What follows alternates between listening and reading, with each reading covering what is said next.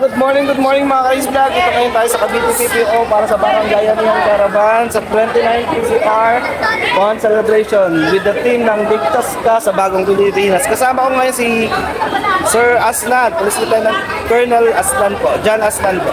Hi sir, good morning. Kamusta? Okay naman Tayo sir. ngayon sa ating activity ngayon sa pamumuno ng ating Provincial Director, Police Colonel Ricardo Jr.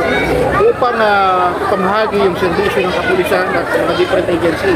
Meron tayong TESDA, meron tayong DOH, meron tayong LTO para support, bigay ng mga consultation tsaka yung mga lisensya natin. Meron din tayong taga-DSWD, meron din tayong DOH, kaya yung mga ibang agency na nag-donate ng mga iba't ibang bagay sa ating mga kabuhayan sa Cavite. Ito yun na in relation sa ating 29 Police Community Relations na ginagawa natin taon-taon. Yes. Ayun, salamat Sir Aslan. Ayan, huwag niyong kalimutan i-follow Sir Aslan.